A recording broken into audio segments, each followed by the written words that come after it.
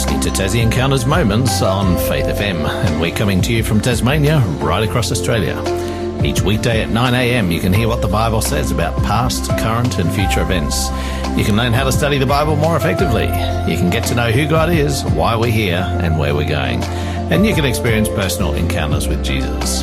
I'm your host, Jason Cook, and today Lawson Waters is back with us in the studio. Yeah.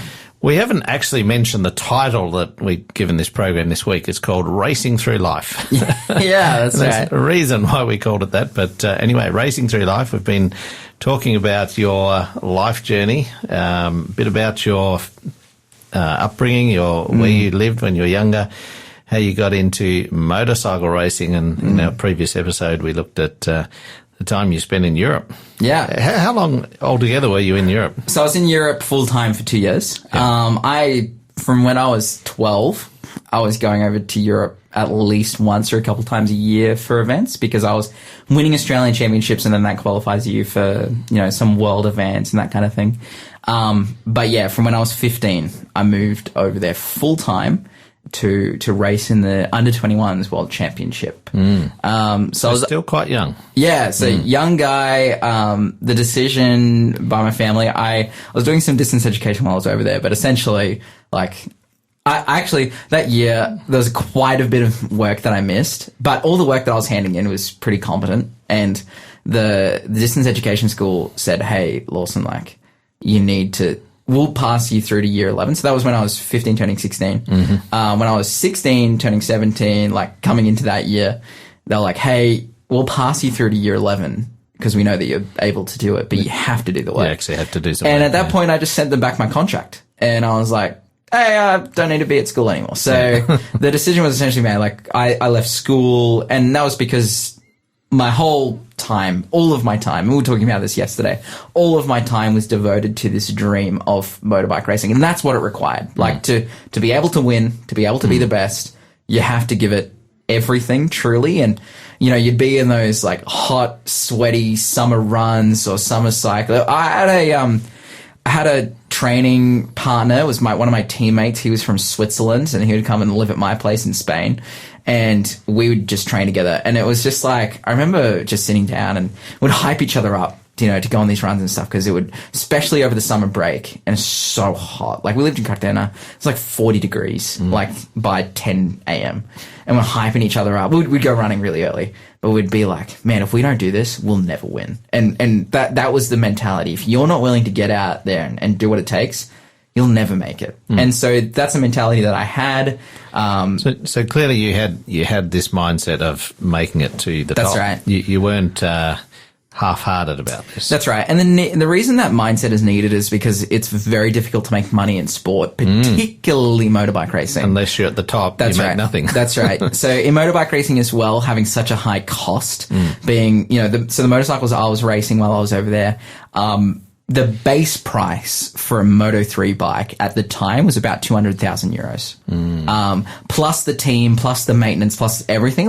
It's insane. And so while I was over there, I had support from sponsors and I had support from my parents, financially, to be able to sustain that. And this idea, the reason making it, quote unquote, is so important is because if you don't, it's kind of all of that cost has gone towards... And you don't have the income. That's right. Because your income is basically the winnings, isn't it? That's right. Your income is the winnings. Well, what's really interesting, I mentioned in our show yesterday, comparing it to collegiate basketball and whatnot, a lot of the guys at the top are all there on scholarships. And if you don't make it, you don't have to pay that back and you get to walk away. Whereas there's not that kind of road for motorbike racing.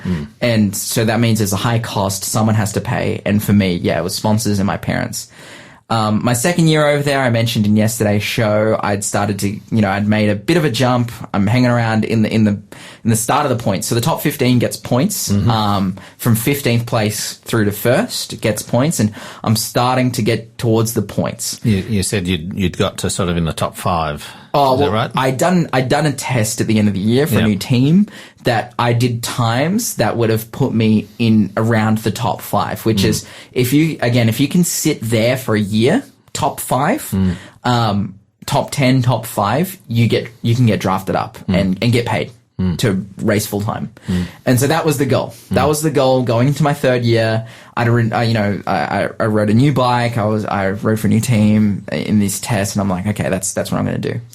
I was back in Australia for the European winter break. I basically skipped winter for a couple of years because I would be in Australia for summer, I'd be in Europe for summer. So I was spending about 10 months of the year. It's not much fun riding motorcycles in the rain. No, in the rain or in the snow. Yeah. That's the European reality. Yeah. Also the reality down here in Tasmania as well. Not up in Newey, but I'd come back to Australia. I'm continuing on with, doing my training and whatnot. And during this time, my dad, his business had gone bankrupt. And my parents, actually, while I was away, my parents had split up. They had separated.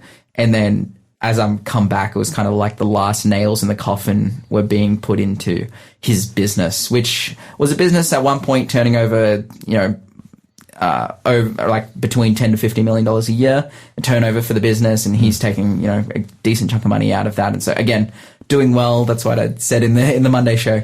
To all of a sudden, we've lost our house. We've lost the workshop. We went fully bankrupt. Lost the house, lost the workshop. Dad's sleeping in a car. We lost everything. That's a huge change and that's right. A completely different life for you. That's right.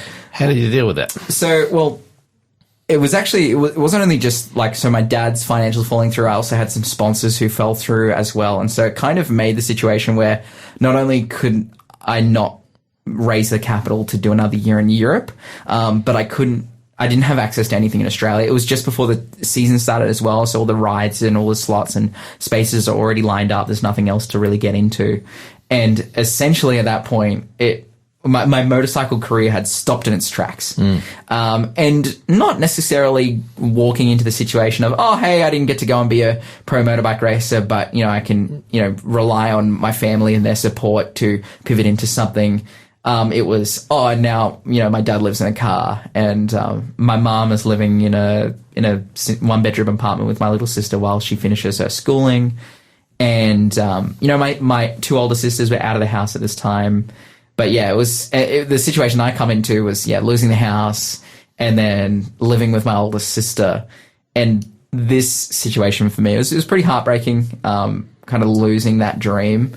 And actually at the time, I had, because I thought in my mind, I'm like, I'm not going to fail. I'm not going to be a failure. I'm going to do something. And I'd actually signed up to go and do a TAFE course in IT. I think it was a Cert 4 diploma, something like that.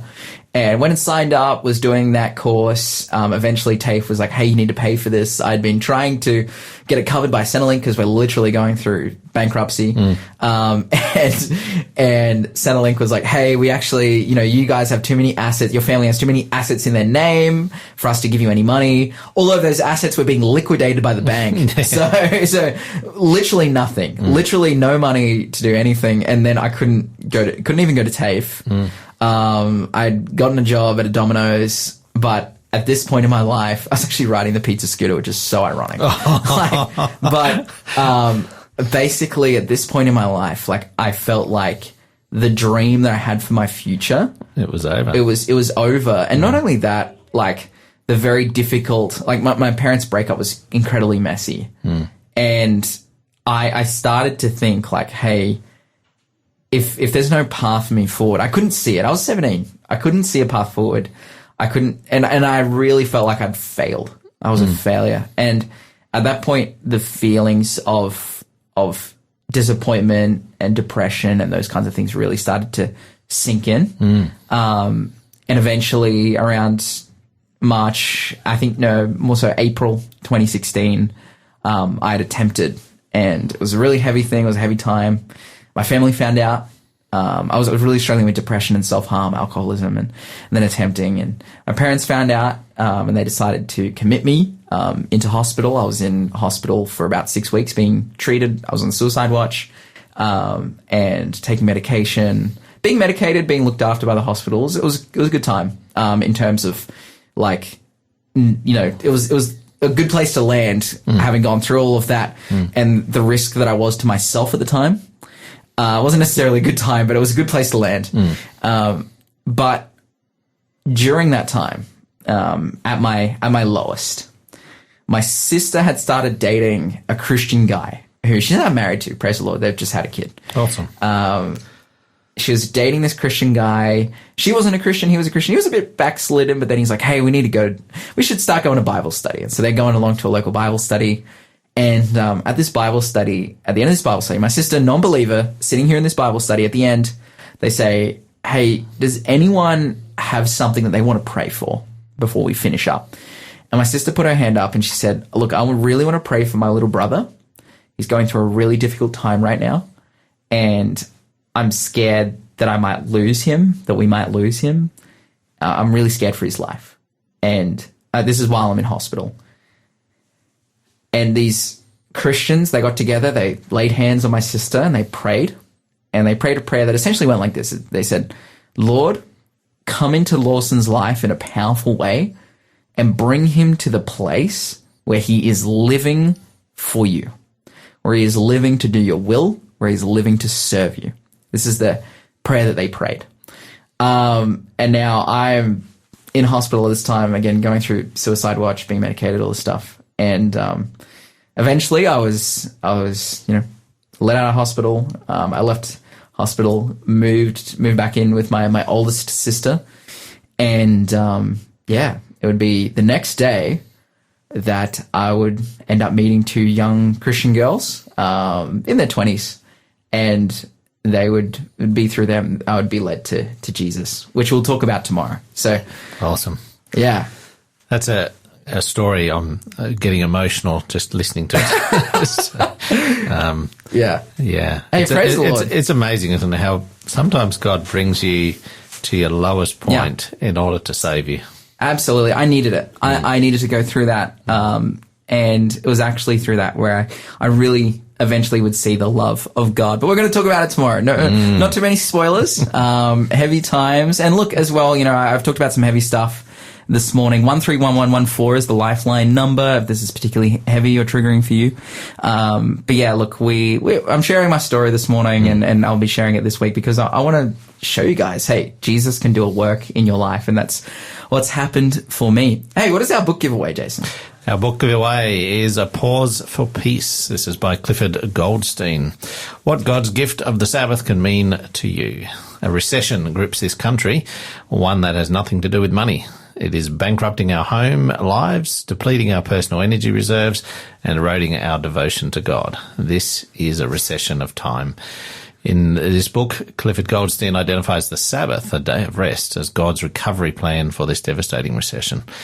Easily one of the most life-impacting books you'll ever read. It's something that Lawson personally has recommended. So we encourage you to text in TEM20, no spaces. Text that into 0488 880 891 to claim this free book offer today. And as we go out, just a question to think about. How much do you really know Jesus? That's our question to think about this week. How much do you really know Jesus? Maybe you've had some misunderstandings, misconceptions. We encourage you to find out more if you haven't had that personal experience with him. So to encourage you to tune in again tomorrow to hear the continuation of this story by Lawson.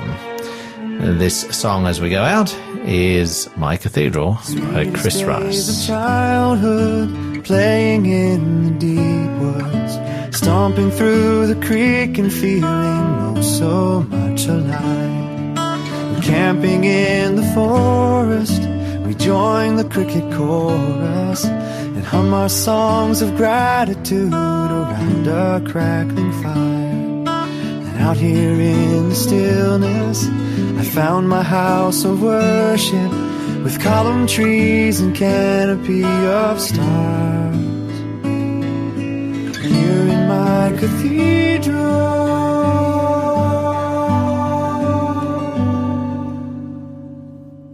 it was beneath the blue skies I ran down to be baptized. I felt the river wash me clean and dried beneath the sun. And to this day believing, when I'm wide awake or dreaming, I scan the ancient sky and understand where I belong. 'Cause out here in the stillness, I find my house of worship, with column trees and canopy of stars.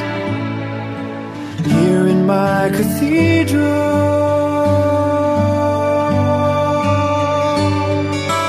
this is where I find my soul, out where holy men of old first knelt in soil and thanked you for the rain.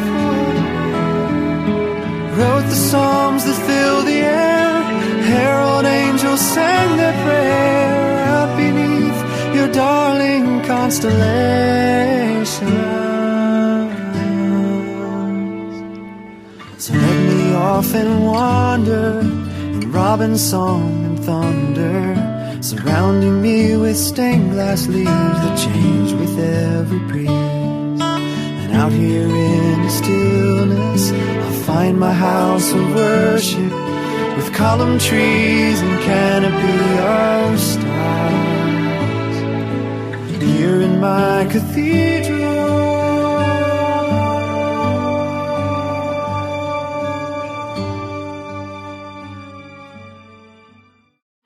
This program has been made possible by the support of Adventist World Radio.